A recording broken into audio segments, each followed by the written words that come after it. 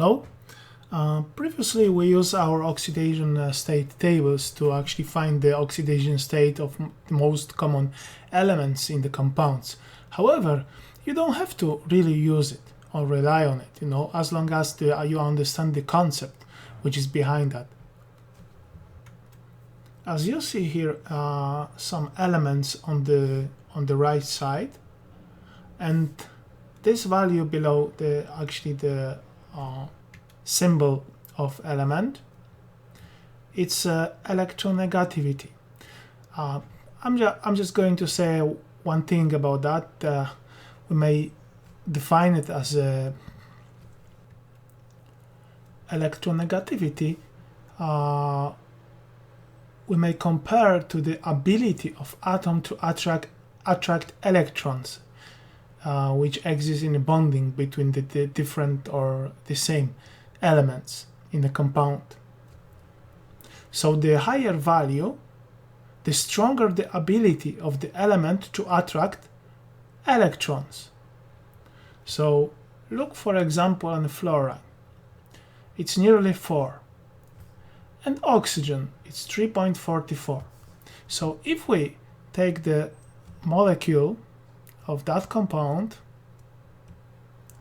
you see it is in the list of exceptions for the oxygen, where oxidation state of oxygen is +2. You don't have to really remember that. As you see in this table, the electronegativity of fluorine is nearly 4 and oxygen is 3.4 over a little bit. So the higher, the stronger fluorine is in attracting the electrons. So the negative charge will be mostly on the fluorine atom if that compound. So that's why we know that the elementary negative charge is present at the fluorine. So here is the -1. And then after calculation we have 2 atoms of fluorine, which gives us -2.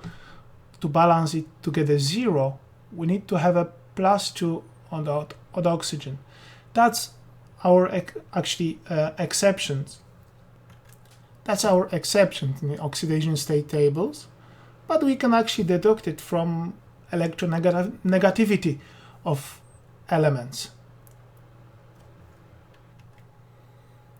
Let's have a look at the different molecule. Carbon dioxide. So we see from our table that the oxidation state of oxygen is -2.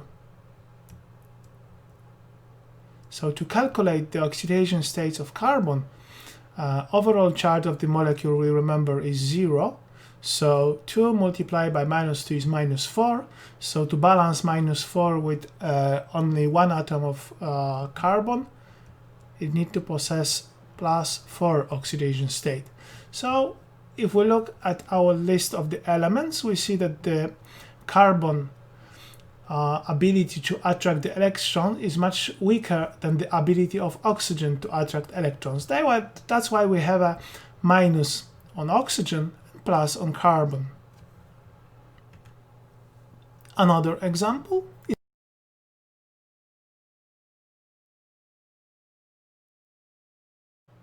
is minus chlorine.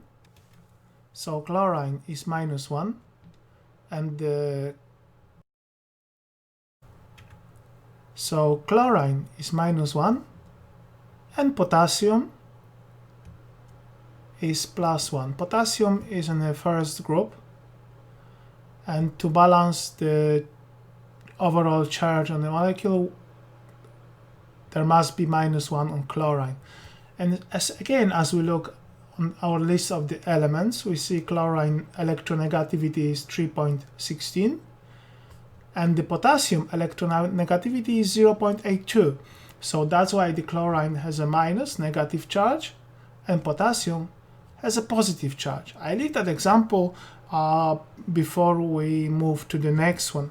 So I won't delete that because I have a reason for that. Look on that compound. So if we look in the table, our table, and assign the oxidation state for the oxygen, which is -2, So minus 2 multiplied by 2 give us minus 4. So to have a all molecule free of charge, to balance it, we need to have plus 4 on chlorine, the atom of chlorine. As we can check it, is it actually coherent with our table here. So oxygen is 3.44 and chlorine is 316. So the oxygen is stronger. It has a bigger ability to attract the electrons. So that's why we have a minus charge on oxygen and positive charge of chlorine. However, in this example, we see negative charge on chlorine, atom of chlorine, because potassium is much, much weaker in relation to attraction of electrons in bonding. So let's go first to calculate some oxidation states in the very common molecules. So here we have a sulfuric acid. So as we remember, minus 2 is for oxygen and plus 1 is for hydrogen. And for sulfur, we put the X. So 2 multiplied by plus 1 plus 1 multiplied by X plus 4 multiplied by minus 2, and the charge of the molecule is 0. So 2 plus X minus 8 equals 0, X minus 6 equals 0, X equals 6 as we're moving the minus 6 to the right side. So to reiterate, just that 2 refers to the index, plus 1 refers to the oxidation state of oxygen, X to the oxidation state of sulfur, minus 2 to oxidation state of oxygen, 1 to index under the sulfur, and 4 to the index under the oxygen. And 0 is the overall charge of our molecules when we will be dealing with ions. There we see that not always here we have a 0, but so far in our molecules they don't have a charge as a all. We have a 0. To practice, I do more example. You can pause the video now if you want to just calculate the values on your own, and then to check with the values I'll get. So pause it now if you want to. So if we're looking in our table, we have a minus 2 on oxygen, we have a plus 2 on hydrogen, and to balance the molecule we have a minus 8 here, plus 2 here, and plus 5 on phosphorus. Here again minus 2 on oxygen, plus 1 on hydrogen, and plus 5 on nitrogen.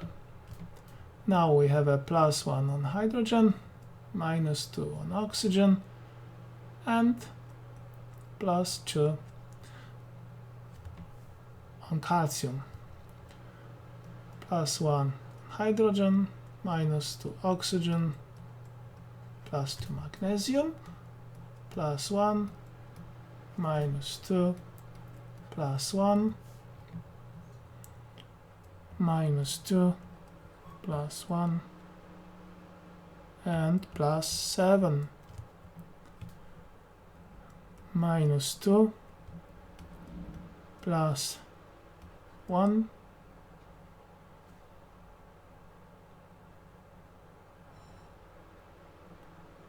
and plus 6. Now we move to balancing the equations. So here we have our rules in balancing the equations. I hope you are now familiar with the assign oxidation state and then confident in assigning oxidation states to all atoms in the molecules. So we are not be spending a lot of time on that. So as you see, oxidation states of any uncombined element is 0. 0 for iron, 0 for silver.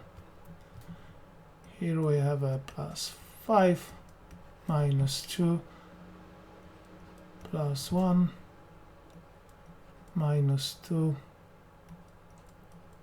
+5, +2. Okay. Find out which element change oxidation state. So as we see, the silver and iron. So balance the number of electrons lost and gained in partial equations. So we do our partial equations.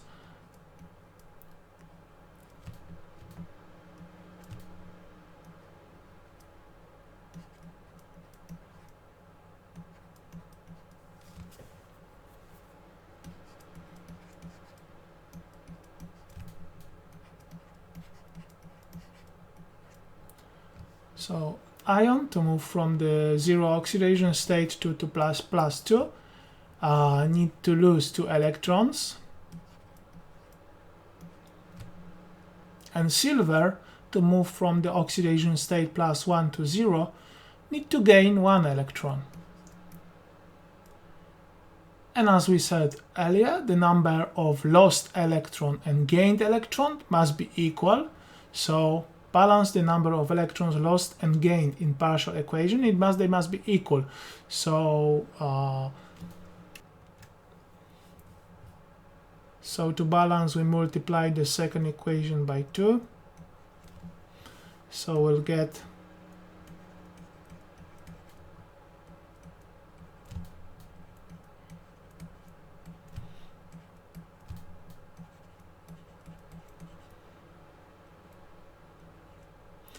and we see now the loss of the electron number, lost electrons and gained electrons are equal. So put the corresponding values into our equation. So silver +1 on the oxidation state, +1 is here, 2 here, and 2 here, and that's solved. So another example, I assign the oxidation states to all atoms. Find out which elements change oxidation states. So carbon, sulfur. Okay. Our partial equations look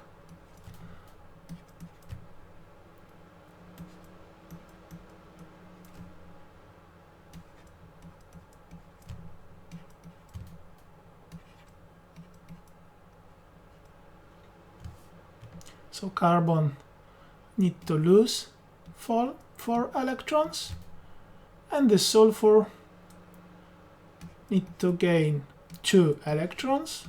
To balance the partial equations, we multiply the second by 2. We write the second one.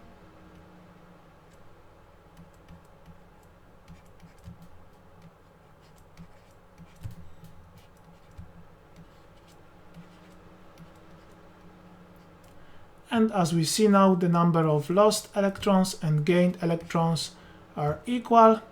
Don't forget to move the values to the equation.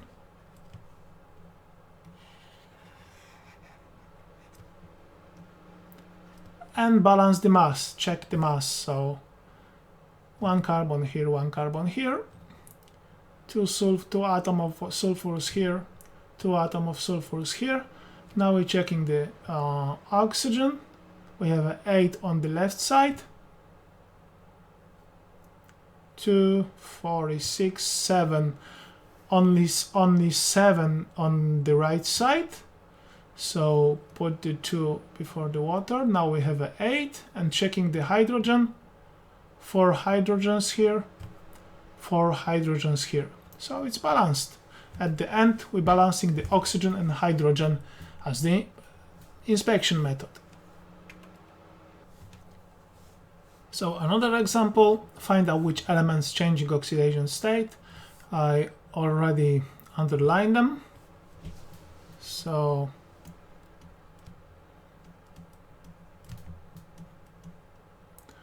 look here, we have an index 2. So we write in that form here, as we have here, exactly the same form, and then we need to put 2 here to balance it.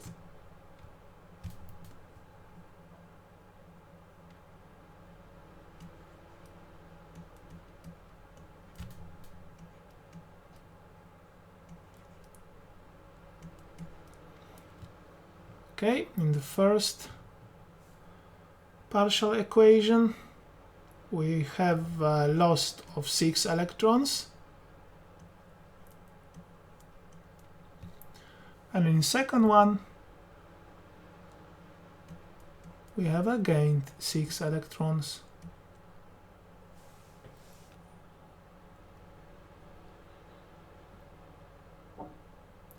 Yes, so now look, that 2 need to go here. They already balance in the relation of lost and gained electrons, as we see. So here, and now balancing the mass. So checking the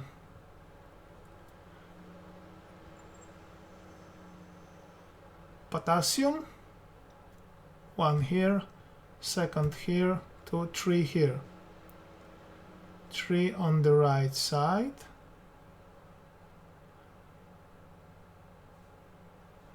so let's have a look at chlorine. Chlorine only 1 here and 1 here, so we add the 2 here, 3 potassium on the left side and 3 on the right side.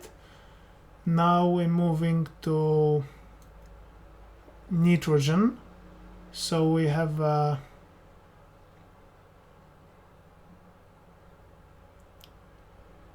6 plus 2, which is 8 nitrogens here. To have 8 nitrogens here, so we need to put 8 here.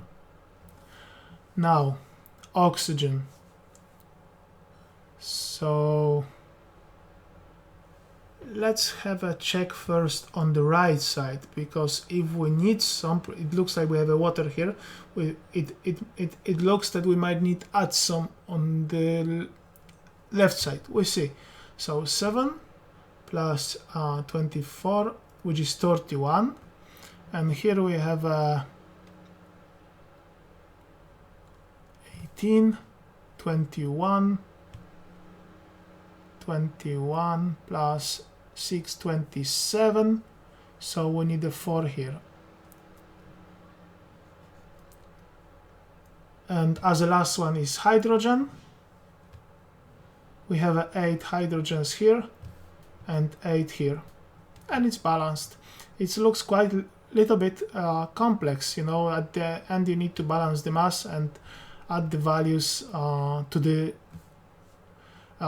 look, from the partial equation you get the ratio between the reduction and reducing agent and oxidizing agent, so you cannot change those values, you know. From those partial equation we've got that 2 here, and as well that 1 here.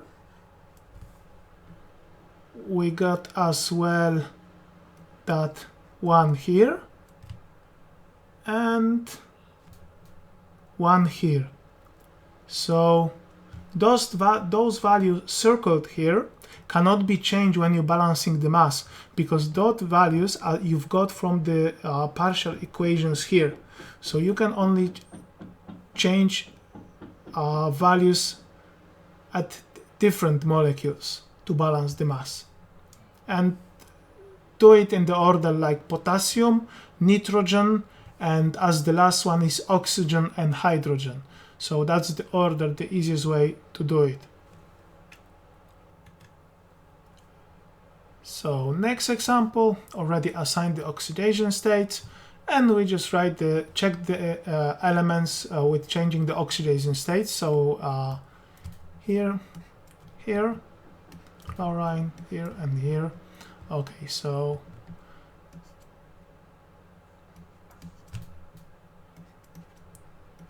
as you remember, we're writing in the form they are exactly like here. So to balance that 2 here, we need to put the 2 here, and chlorine as well. Look, on this side there is no exception, on this side in that form. So to balance that 2 here, we need to put 2 on here. You see, you put the index 2 here at the bottom because it exists in the original equation here in the bottom. You just cannot put here in the bottom as it doesn't exist here. So you only allow to balance the mass, put that number 2 here before the symbol. And the same here, you see, we have a 2 here as the bottom index because it exists in the original equation here. We just cannot put it here. And balance the number of electrons which are lost and gained. So here it's losing 2 electrons, and here, sorry, I forgot -1 state here, gain 2 electrons. So as we see, the lost and gained electrons are balanced. So put the values into original equations, 2 and 2. Check the balance the mass, so check the elements different than oxygen and hydrogen.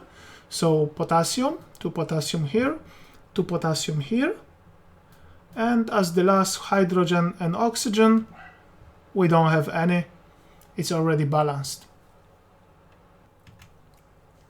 So let's do one more example. Here we have a very interesting reaction.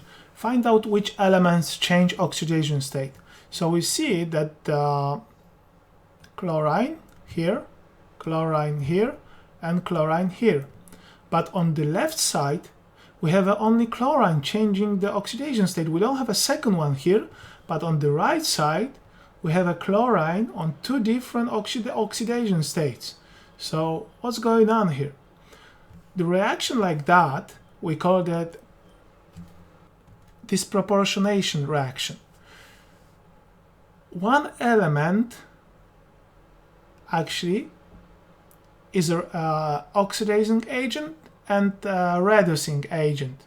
So chlorine, we follow exactly this, the same steps as normally. So write the partial equation. So how we do that here? So we take the chlorine on the oxidation state +4.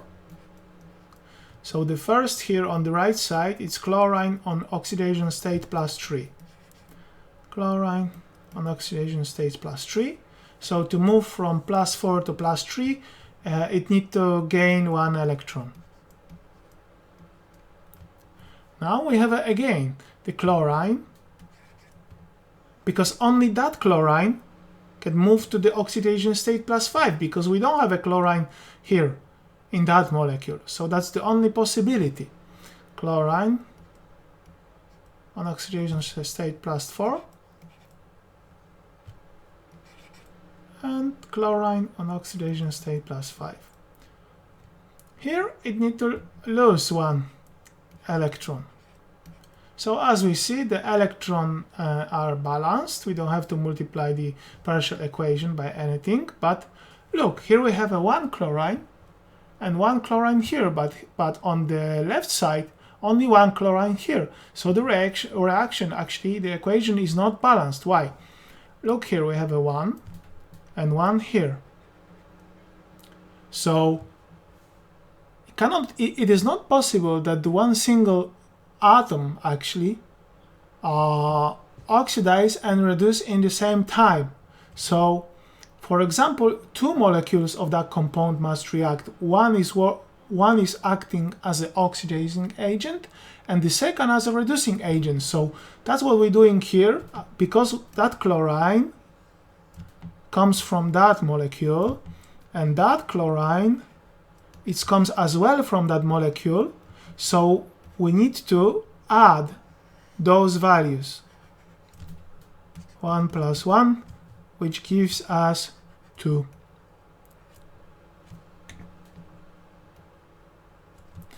Here. And now we're checking. We have 2 chlorines on that side, 2 chlorines on that side. Now we're checking sodium. 1 sodium here. We have 2 sodium on the right side, so we just put a 2 here. Now the sodium is balanced. Now we're checking oxygen. Here we have 4 plus 2 is 6. Here we have 2 plus 3 is 5 plus 1 is 6.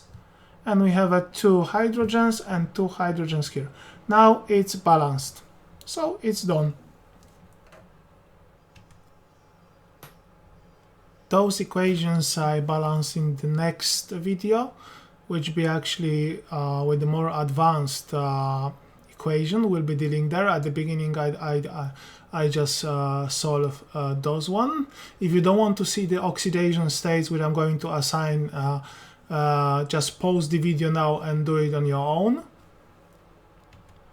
Now you can see the oxidation states and the solution of those equations I'll do in the next video. Thank you.